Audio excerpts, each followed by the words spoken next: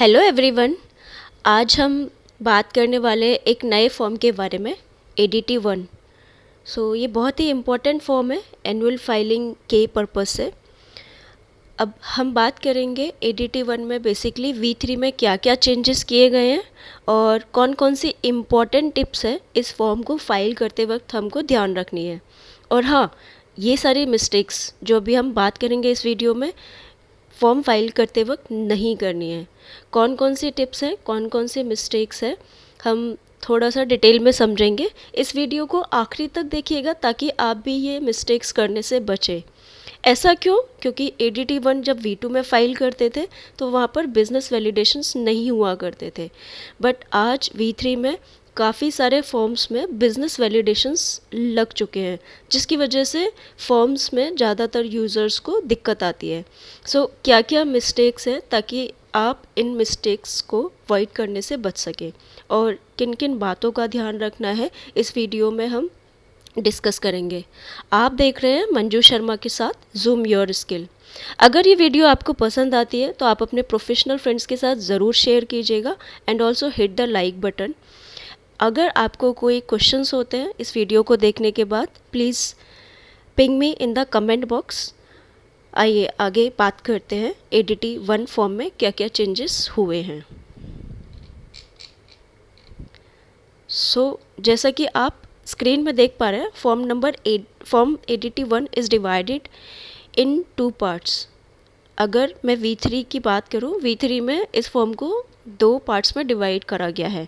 पहला है company information and second है appointment and auditor details. Screenshot यहाँ पर दिया गया है, ये देखिए यहाँ पर company information and appointment and auditor details. But अगर मैं V2 में बात करूँ, V2 में ऐसा कुछ डिवाइडेशन नहीं था, नॉर्मली फील्ड्स वाइज फॉर्म दिया गया था। फर्स्ट एंड इम्पॉर्टेंट चेंज यही है कि इस फॉर्म को डिवाइड करा गया है 2 पार्ट्स में। अब चेंजेस क्या क्या हुए V2 से V3 में। जो प्रोमिनेंट चेंजेस है हम उसके बारे में डिस्कस करेंगे और उसके बाद फिर हम इम्पोर्टेंट टिप्स के बारे में बात करेंगे। पहला जो चेंज है फील्ड नंबर 3 में है, नेचर ऑफ अपॉइंटमेंट्स। सबके स्क्रीनशॉट आपको यहाँ पर दिए गए हैं ताकि आपको इजी रहे अंडरस्टैंड करने में बेसिकली चेंजेस क्या हुए हैं।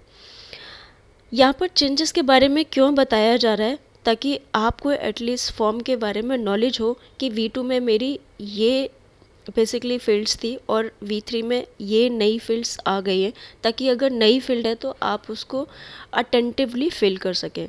क्या चेंजेस है, इसीलिए हमें पहले वो समझना ज़्यादा ज़रूरी है। पहला है फील्ड नंबर 3, इसमें नेचर ऑफ अपॉइंटमेंट की बात करें।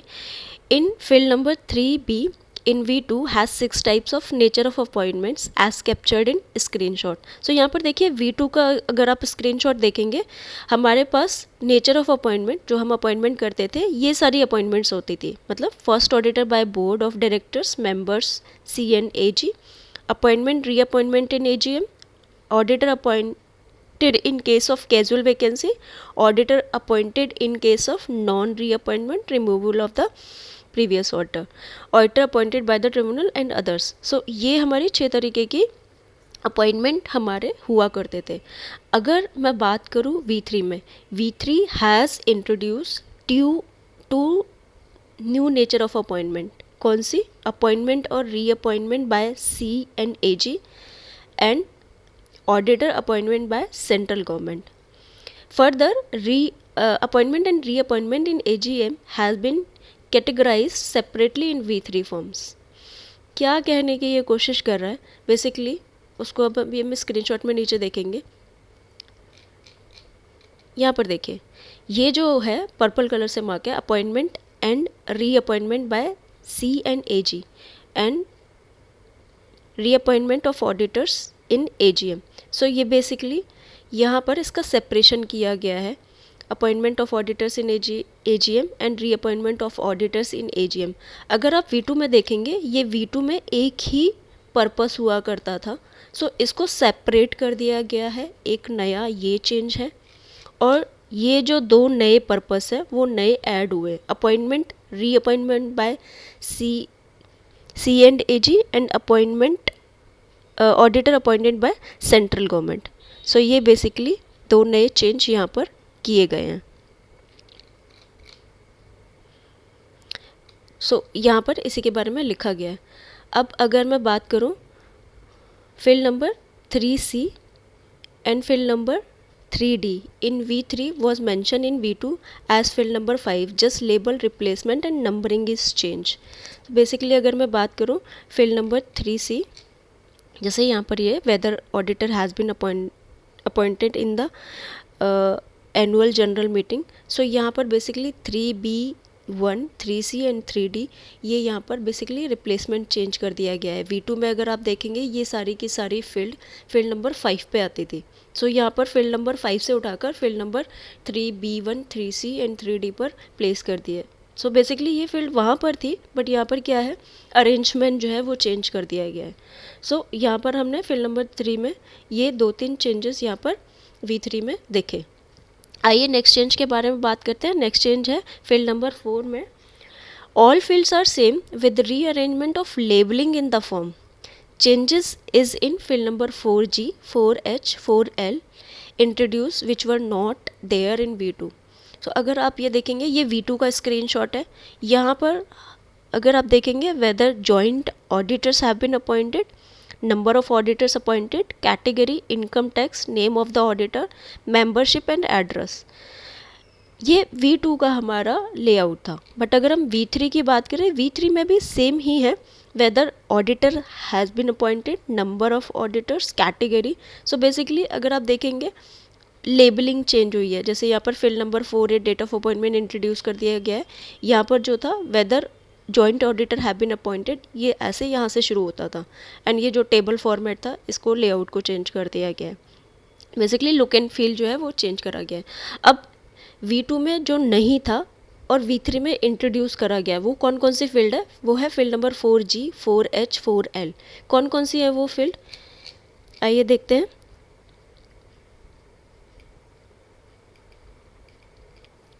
Four G, 4H, 4H12।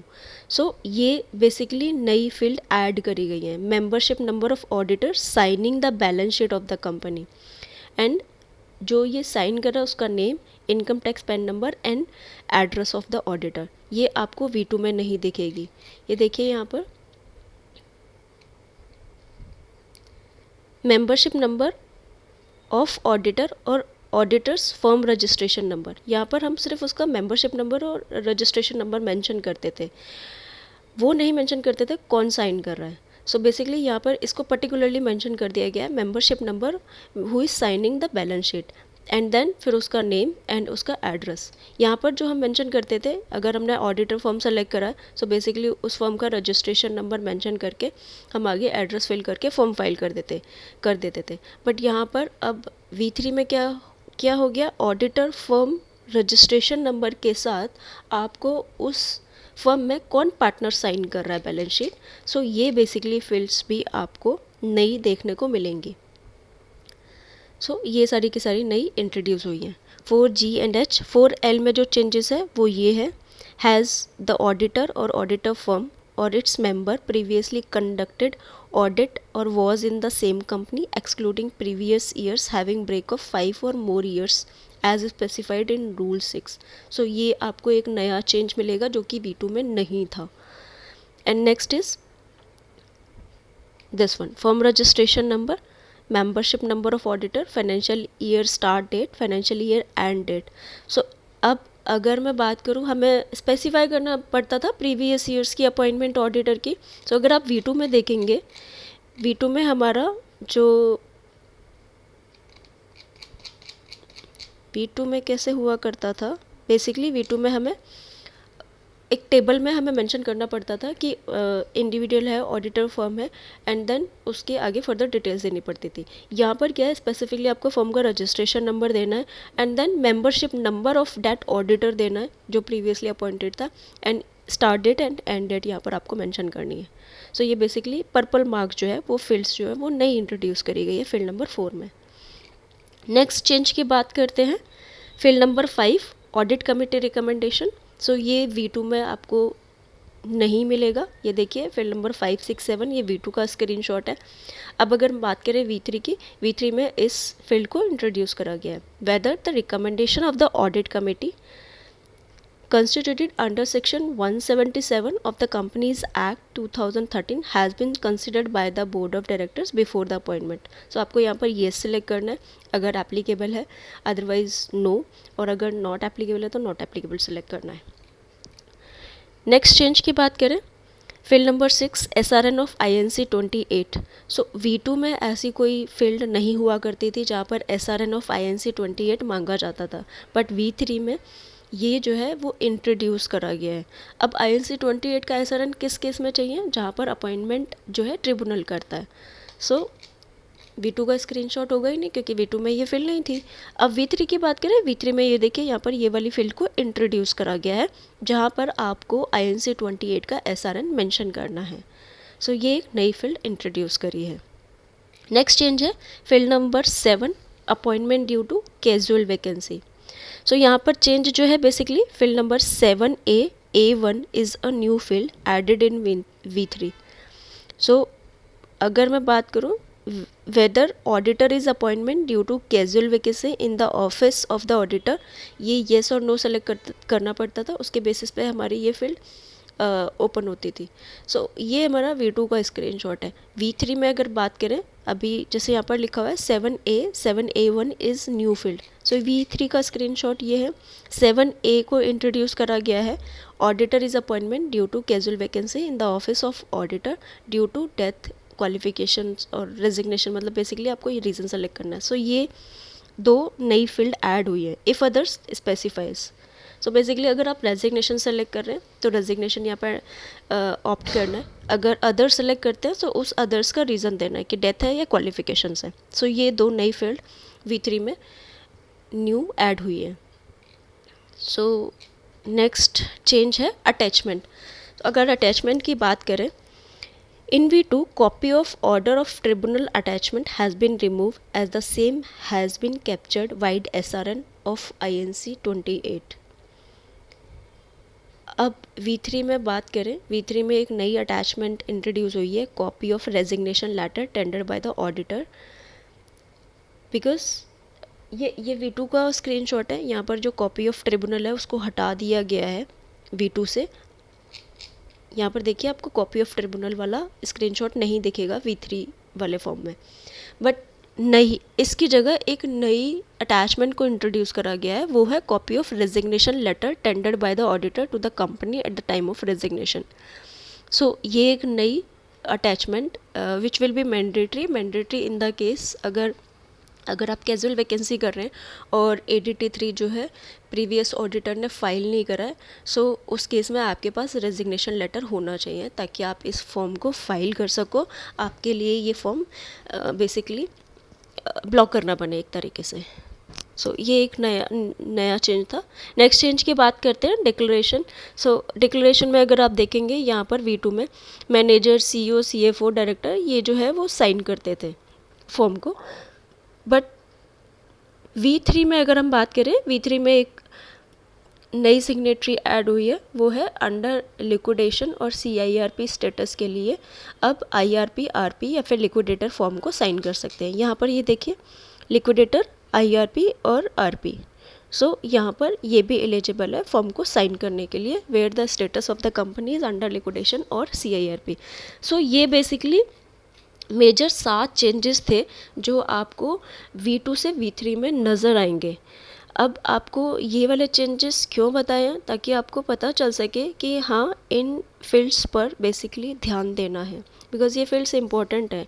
Y it is important, because in V3 there are certain validations, business validation which we have to kept in mind while filing the form।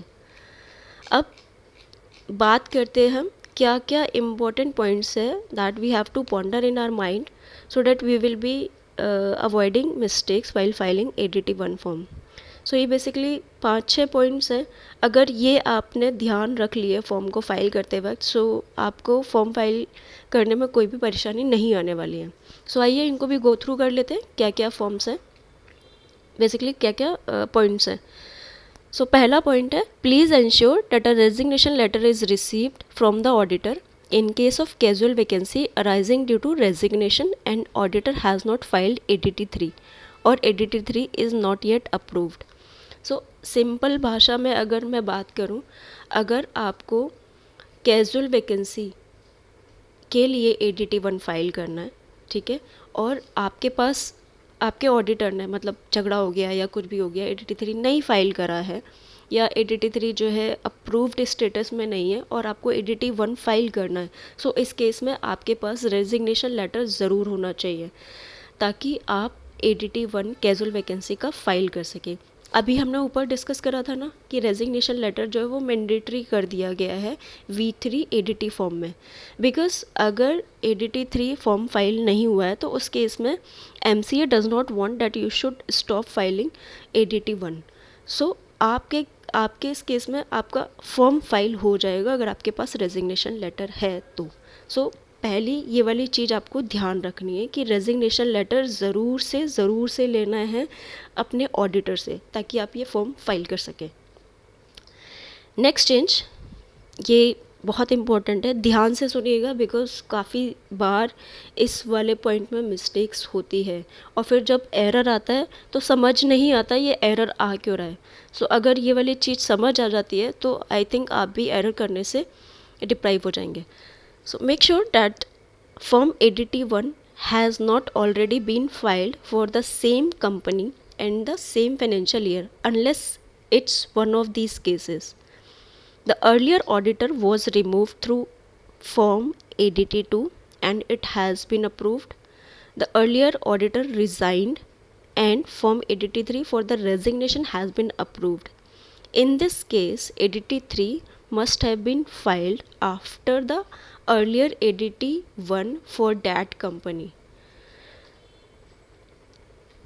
So, अगर मैं बात करूँ मतलब इस वाले पॉइंट का मतलब क्या है, अगर आप कोई भी ADT1 फाइल कर रहे हो, ठीक है, for the same financial year, उस केस में आपको ध्यान रखना है मतलब अगर आपको कोई एरर आ रहा है सो एरर वो इसीलिए हो सकता है, ये बेसिकली सरकमस्टांसेस हैं। सो इन सब सरकमस्टांसेस का ध्यान रखना है। सो समरी में हम चलते हैं ताकि समरी में आपको ईजिली समझ आ सके। फॉर एग्ज़ाम्पल अगर आप ADT1 फाइल कर रहे हैं, ठीक है, और ADT1 फाइल कर रहे हैं, अगर आपने ADT2 फाइल कर दिया है, ADT2 for removal of the auditor, then you can file ADT1। So अगर आपने ABC प्राइवेट लिमिटेड में मिस्टर X को अपॉइंट किया था for a period of 5 year, अब मिस्टर X जो है 5 साल से पहले चले जाते हैं, लेट्स से 2 महीने बाद चले जाते हैं, अब मिस्टर Y को अपॉइंट करना है आपको, बट आपने ADT2 फाइल नहीं किया है। सो उस केस में मतलब बेसिकली रिमूवल नहीं हुआ है, सो उस केस में आप जो है ADT1 जो है वो फाइल कर सकते हैं। मतलब बेसिकली ADT2 आपका बेसिकली उस केस में चेक होगा। नेक्स्ट है auditor resigned, ADT3 approved and after earlier ADT1। So basically वही सेम हम एग्जांपल लेते हैं। अब आपके केस में क्या हुआ, आपने जो प्रीवियस ऑडिटर था मिस्टर X के केस में ADT3 फाइल कर दिया है। सो ADT3 अगर फाइल कर दिया है फॉर डैट अर्लियर ADT1, देन इस केस में ADT1 जब आप सेकेंड फाइल करेंगे तो वो अलाउड होगा। सो वहाँ पर आपको रोकेगा नहीं। सो ADT2 के वक्त आपको नहीं रोकेगा सेकेंड फॉर्म एंड ADT3 के केस में नहीं रोकेगा। बट अगर आपने थर्ड सिचुएशन है कैजुअल वैकेंसी, मतलब अगर आपने फील्ड 3 में कैजुअल वैकेंसी सेलेक्ट करा है सो उस केस में भी आपका ADT1 फाइल हो जाएगा, एरर नहीं आएगा आपको सबमिशन में। नेक्स्ट है नन ऑफ द अबव, मतलब इन तीनों के अलावा अगर आप नया ADT1 फाइल करते हैं सो आप नहीं फाइल कर पाएंगे। यहाँ पर देखिए नो ADT1 ऑलरेडी फाइल्ड। सो अगर आपको ADT1 दोबारा से फाइल करना है इन तीनों के अलावा तो आप ADT1 नहीं फाइल कर पाएंगे, बिकॉज अभी ऐसा ऑब्जर्व हो रहा है, people are receiving this kind of error if company has already appointed the auditor for the financial year so and so, then please make sure ये वाले जो केस है वो आप ध्यान रखो, ताकि आपको पता चल सके कि जो आप फॉर्म फाइल कर रहे हो वो करेक्ट पर्पस और करेक्ट तरीके से फाइल कर रहे हो। बिकॉज अगर आप गलत फॉर्म फाइल करोगे ना तो आपको यहाँ पर एरर दिखाएगा। क्यों एरर दिखाएगा? बिकॉज जब हम V2 में फॉर्म फाइल करते थे वहाँ पर हमारे पास बिजनेस वैलिडेशंस नहीं थे। अब यहाँ पर जैसे ही आप ADT1 नया फॉर्म फाइल करोगे आपका वो पुराना वाला चेक करेगा। पुराना वाला चेक करेगा, अगर वो रिज़ाइन नहीं है, रिमूवल नहीं है या फिर कैजुअल वैकेंसी, ये सब सारी की सारी चीज़ें वो चेक कर रहा है, तभी आपको यहाँ पर एरर देगा। तो जब आप ये फॉर्म फाइल कर रहे हो तो इन सब बातों का ध्यान रखो। ये तीनों पॉइंट्स आपको ध्यान रखने हैं। नेक्स्ट पॉइंट है, an individual auditor can not be appointed in more than 20 companies for the same financial year.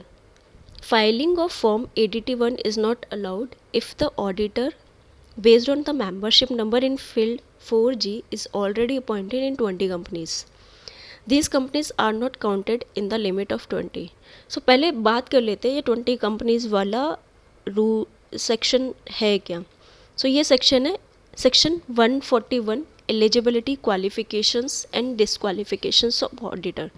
सो यहाँ पर अगर हम बात करेंगे ना, सबसेक्शन 3 बोलता है the following person shall not be eligible for appointment as an auditor of a company.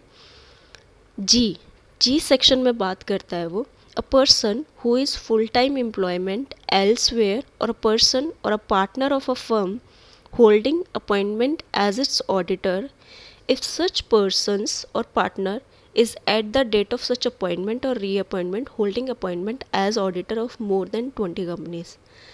So ये सेक्शन को देखते हुए ये वाला जो बिजनेस वैलिडेशन है V3 में लगाया गया है। तभी अगर देखेंगे इस तरीके का एरर सबमिशन पर रिसीव हो रहा है, auditor has already been appointed for a period of 20 years. So इस बात को आपको ध्यान रखना है जब आप फॉर्म फाइल कर रहे हैं। तो ये सारी की सारी चीज़ों का ध्यान रखें। कौन सी चीज़ें मतलब आपको पता होना चाहिए, दीज कंपनीज मतलब 20 की लिमिट्स में कौन कौन सी कंपनी नहीं कवर्ड होंगी। ऑडिटर रिमूव्ड मतलब ADT2 अगर आपका फाइल है, या फिर ADT3 आपका फाइल एंड अप्रूव्ड स्टेटस में, या कैजुअल वैकेंसी अगर आप कर रहे हैं न्यू ऑडिटर अपॉइंट करने के लिए। सो उस केस में this company is not counted for the old auditor until they file ADT3. And the companies which are falling under the categories of OPC, small companies, dormant company and private company having paid up share capital less than 100 crore rupees.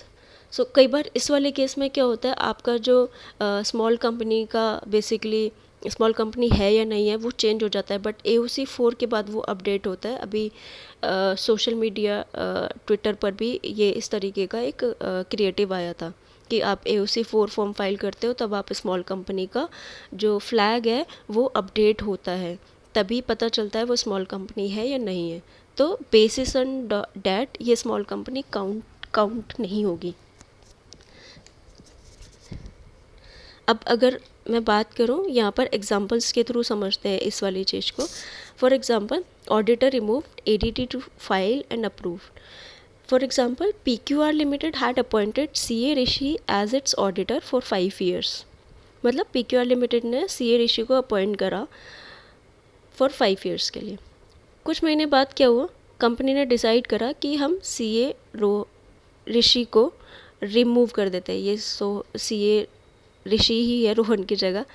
सो कुछ time बाद company ने decide करा कि हम CA Rishi को remove कर देते हैं, पर अभी 5 साल उसके कंप्लीट नहीं हुए हैं।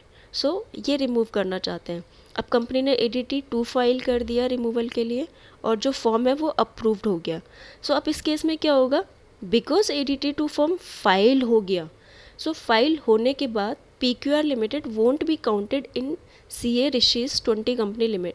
सो मतलब अगर CA ऋषि जो है किसी दूसरी कंपनी में जब अपॉइंटमेंट के लिए जाएंगे तो उस केस में PQR लिमिटेड जो है वो काउंट नहीं होगी। क्यों नहीं काउंट होगी? बिकॉज इसका ADT2 जो है वो फॉर्म फाइल हो चुका है। सो यहाँ पर अभी हमने जो बात करा वो यही है, auditor removed ADT two filed and approved. हाँ, एक चीज़ का और आपको ध्यान रखना है, कई बार क्या होता है फॉर्म फाइल तो हो गया, एडीटी टू फॉर्म फाइल तो हो गया, बट जो स्टेटस है वो अंडर प्रोसेसिंग दिखा रहा है और हम नई कंपनी में अपना अपॉइंटमेंट दिखाते हैं, तो उस केस में भी ये जो है वो इंक्लूड नहीं होगा। तो मेक श्योर जो एडीटी टू फॉर्म का स्टेटस है वो अप्रूव्ड स्टेटस में होना चाहिए, तो ये बात आपको ध्यान रखनी है। सो नेक्स्ट केस है auditor resign ADT 3 filed and approved. ABC Private Limited had CA Ram as their auditor. CA Ram resigned from auditor positions. The company filed Form 83 for his resignation and this form is in approved status. So अब यहाँ पर क्या है, ABC Private Limited के पास जो chartered accountant थे वो राम थे, उन्होंने रिज़ाइन कर दिया, कंपनी ने ADT 3 फॉर्म फाइल कर दिया और फॉर्म का जो स्टेटस है वो अप्रूव्ड है। सो उस केस में भी ABC प्राइवेट लिमिटेड को 20 की लिमिट में काउंट नहीं होगा for CA Ram basically reckoning the limit of 20। क्यों? क्योंकि ADT 3 जो है वो फॉर्म फाइल हो चुका है। सो अगर आपको ये एरर आ रहा है कि you are already appointed in more than 20 company, so आप मेक श्योर ये देखिए कि आपका जो ADT 3 फॉर्म फाइल हुआ है या नहीं हुआ, जो आपने प्रीवियस किसी कंपनी में अपॉइंटमेंट लिया है। V2 में क्यों नहीं था? क्योंकि V2 में आप ऐसे ही फॉर्म बनना चाहते थे, कोई बिजनेस वैलिडेशन होता नहीं था। सो यहाँ पर बार बार मैं रिएट्रेट कर रही हूँ, यहाँ पर बिजनेस वैलिडेशन से जिस वजह से ये आपको इशू आएगा सबमिशन के वक्त। सो इस चीज़ का आपको ध्यान रखना है कि आपने ADT 3 फॉर्म फाइल कर दिया है प्रीवियस कंपनी में, अदरवाइज़ जो नई कंपनी है वो हो सकता है इस ऑडिटर के लिए आपको ये वाला एरर दिखाए।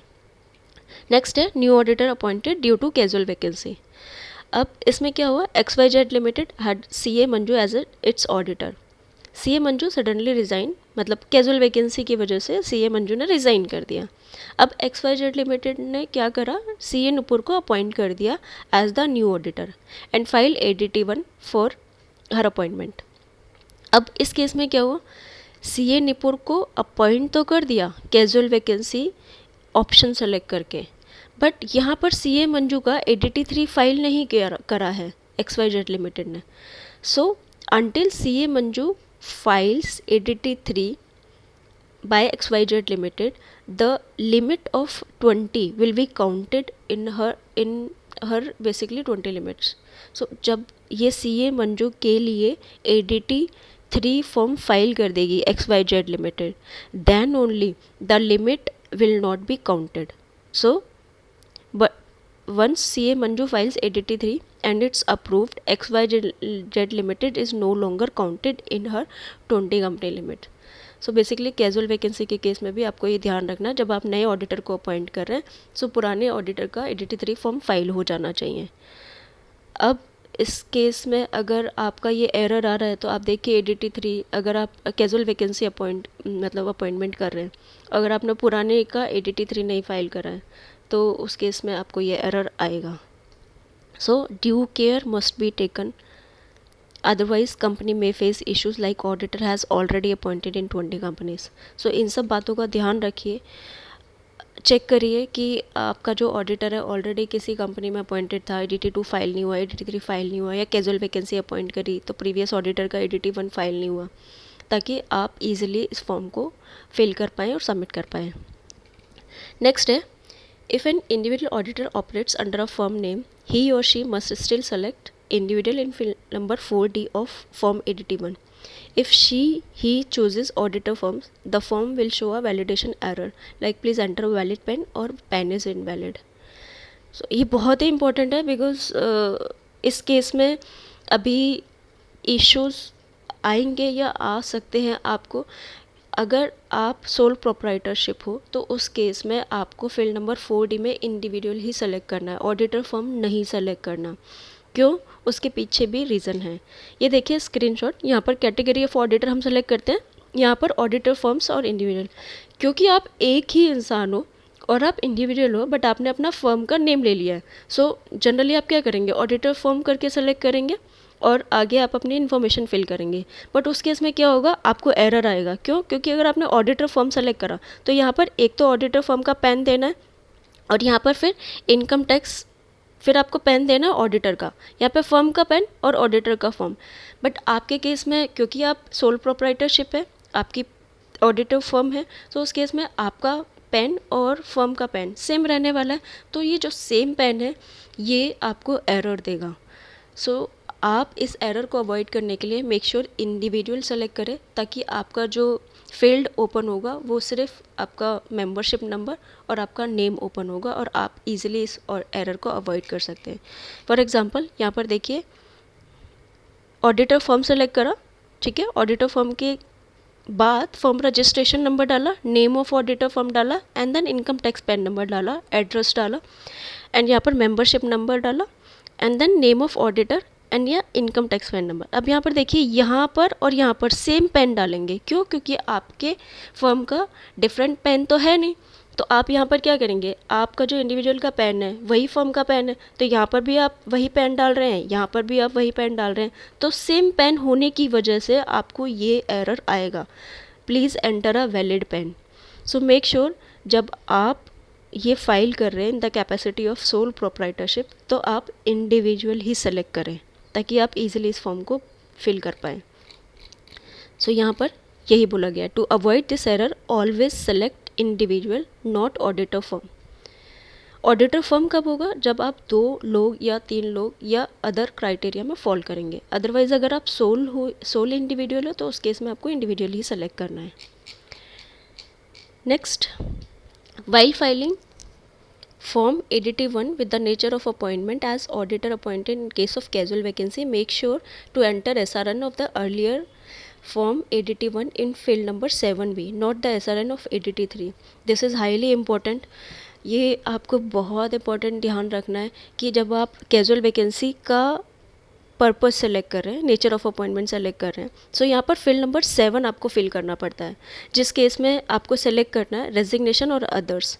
अगर आप अदर्स सेलेक्ट करेंगे तो अदर्स में आपको डेथ या डिस्क्वालिफिकेशन मेंशन करना पड़ता है, और रेजिग्नेशन सेलेक्ट करेंगे तो रेजिग्नेशन को सिलेक्ट करना है। यहाँ पर आपको एक SRN देना पड़ता है, सो वो SRN आपको ADT1 का देना है। जनरली क्या होता है ADT3 का, बिकॉज रेजिग्नेशन सेलेक्ट करा है, अंडरस्टैंडिंग यही है कि रेजिग्नेशन हुआ है तो हम ADT3 का SRN देंगे, तो उस केस में आपको एरर क्या दिखाएगा, SRN इज़ नॉट एसोसिएटेड और एंटर वैलिड SRN। सो मेक श्योर आप जब ये रेजिग्नेशन या अदर्स कुछ भी डाल रहे हैं, क्योंकि ये जो फॉर्म फाइल कर रहे हैं वो पुराने ऑडिटर को रिमूव करने के लिए, बेसिकली मतलब पुराना ऑडिटर आपका जो एसोसिएटेड था कंपनी का, वहाँ से वो एसोसिएशन हट सके। अदरवाइज़ तो ADT2 और ADT3 फाइल होता है, बट इस केस में बिकॉज ये फॉर्म लिंक्ड है पुराने वाले ऑडिटर से, इसीलिए हमें ADT1 का SRN देना है जो पुराने वाले ऑडिटर का है। तो मेक श्योर ये बहुत इंपॉर्टेंट पॉइंट है, जब आप कैजुअल वैकेंसी कर रहे हैं तो आप ADT1 का ही SRN डालें। अगर आप इंस्ट्रक्शन किट देखेंगे ना, इंस्ट्रक्शन किट ज़रूर रीड करिए, दिस इज़ हाईली रिकमेंडेड कि जितने भी V3 फॉर्म्स आ रहे हैं ना, आप इंस्ट्रक्शन किट ज़रूर रीड करिए, बिकॉज कई बार क्या होता है हम इंस्ट्रक्शन किट रीड नहीं करते और हमारी प्रॉब्लम का सोल्यूशन उसी में ही होता है। सो यहाँ पर देखिए, इंस्ट्रक्शन किट में भी यहाँ पर स्पेसिफिकली मेंशन कर रखा है ADT1 का SRN 23B और GNL2 का SRN मेंशन करना है associated with the CIN. So 23B जो पुराने वाले हमारे होते थे उस केस में, और GNL2 जो 1 साल के लिए हमें MCA ने अलाउ करा था।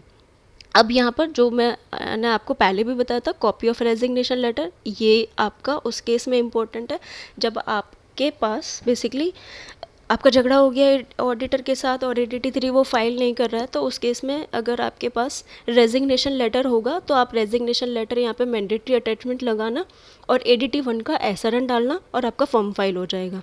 ये देखिए, अभी MCA ने इस चीज़ को हटाने के लिए एक इन्फॉर्मेशनल मैसेज भी दिया है, please provide the SRN of ADT1। So make sure आप यहाँ पर ADT3 का SRN ना डालें, ADT1 का ही SRN डालें, अदरवाइज़ आपको ये एरर आने वाला है और फिर आप टिकट रेज करते रहेंगे कि ये एरर क्यों आ रहा है।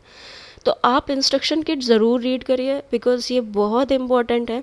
बिना इंस्ट्रक्शन किट के नए फॉर्म्स को मत फिल करिए।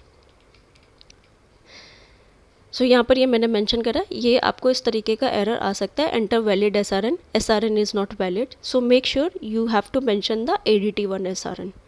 Also please check the correct SRN of ADT is entered. अब ऐसा नहीं होना चाहिए आप फाइनेंशियल ईयर मतलब लास्ट आपने फाइल करा था लेट्स से 20-25 का और आप प्रीवियस SRN फाइल कर दें, 15-20 का SRN डाल रहे हैं, तो वो भी आपको नहीं करना है। आपको करेक्ट SRN मेंशन करना है जो आपने 20-25 के लिए फ़ाइल करा था। सो 20-25 में अगर आपका कैजुअल वैकेंसी अकर हुआ है 25 में, सो आपको 20-25 वाला ADT1 फाइल करना है इंस्टेड ऑफ 15-20 वाला। अदरवाइज़ उस केस में भी आपको ये एरर दिखाएगा। नेक्स्ट है अगर आपको ADT1 का SRN नहीं पता है कि कैसे मतलब क्या कब मैंने फ़ाइल करा था, SRN क्या है, बिकॉज यहाँ पे ADT1 का SRN मेंशन करना है, तो आपको क्या करना है, आपको MCA सर्विसेज में जाना है, FO सर्विसेज में जाना है and check annual filing status पर क्लिक करना है। वहाँ पर आपको ये देखिए यहाँ पर जैसे ही आप इस ड्रॉप डाउन में ADT1 सेलेक्ट करेंगे, आपको यहाँ पर चालान डाउनलोड हो जाएंगे और आपको इवेंट डेट और फाइनेंशियल ईयर एंड डेट उस चालान में और यहाँ पर भी आपको दिख जाएगा। सो अगर आपको नहीं पता चल रहा मेरा ADT1 का SRN नंबर क्या है, कब फाइल हुआ है करके, तो आप यहाँ पर जाके इस सर्विसेज को अवेल कर सकते हैं जो MCA ने स्टार्ट कर दी है। अब इस केस में आप अपनी एनुअल फाइलिंग फॉर्म्स भी दे सकते हैं। जैसे इस ड्रॉप डाउन को सेलेक्ट करेंगे, अगर आपने कोई MGT 7A या फिर AOC4 NBFC या जो भी आपके ऊपर एप्लीकेबल है वो फाइल करा था, वो भी आप यहाँ पर व्यू कर सकते हैं पोस्ट 2016 जितने भी आपने फाइल करे यहाँ पर आपको व्यू हो जाएंगे। नेक्स्ट है एंटर वैलिड मेंबरशिप नंबर।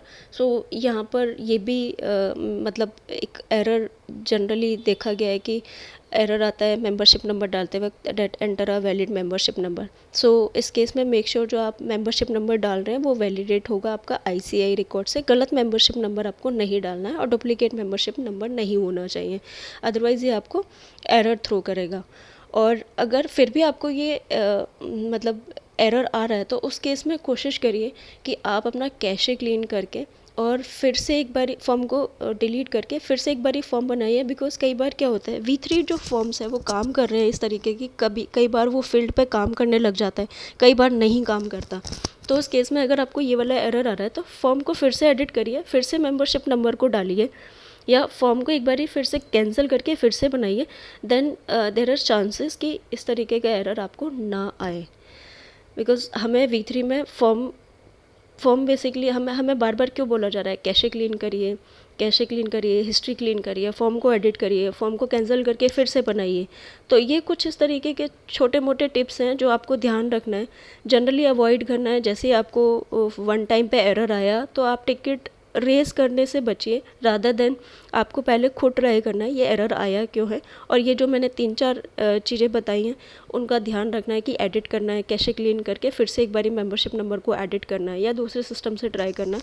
उस केस में कई बार क्या होता है, इस तरीके के एरर्स जो है वो रिमूव हो जाते हैं। अदरवाइज़ फिर भी आपका वो एरर रिमूव नहीं होता है तो आप हेल्प डेस्क टिकट्स डाल सकते हैं जिसमें आपको हेल्प डेस्क टिकट्स जो है वो रिस्पॉन्स करेगा। सो आई होप आपको ये सारे के सारे टिप्स जो हैं वो समझ आई होंगी। और अगर आपको कोई भी क्वेरी रहती है आप कमेंट बॉक्स में पोस्ट कर सकते हैं। अगर आपको ये वीडियो सच में बेनिफिशियल लगी हो तो आप अपने प्रोफेशनल फ्रेंड्स को ज़रूर शेयर कीजिएगा, बिकॉज़ ये जो टिप्स है बहुत इंपॉर्टेंट है सबके लिए। अभी एनुअल फाइलिंग का टाइम आने वाला है, कुछ लिस्टेड कंपनियों के लिए अभी चल रहा है। सो सितंबर अक्टूबर में ये वाला टाइम जो रहेगा उससे पहले आप रेडी हो जाइए ताकि आपको जो भी डिफ़िकल्टीज़ आ रही है आपको पहले ही पता चल सके कि हाँ ये प्रॉब्लम्स आ सकती है। तो उन सब का ध्यान रखिए, ये इंपॉर्टेंट टिप्स क्या क्या हैं और कॉमन मिस्टेक्स है, ताकि आप इसको अवॉइड करने से बचें और अपना ADT1 जो फॉर्म है वो स्मूथली फाइल कर सकें। अगर ये वीडियो आपको अच्छी लगी हो तो एक लाइक बटन हिट ज़रूर कर दीजिएगा और शेयर ज़रूर करिएगा। And thank you for watching out this video. Thank you everyone.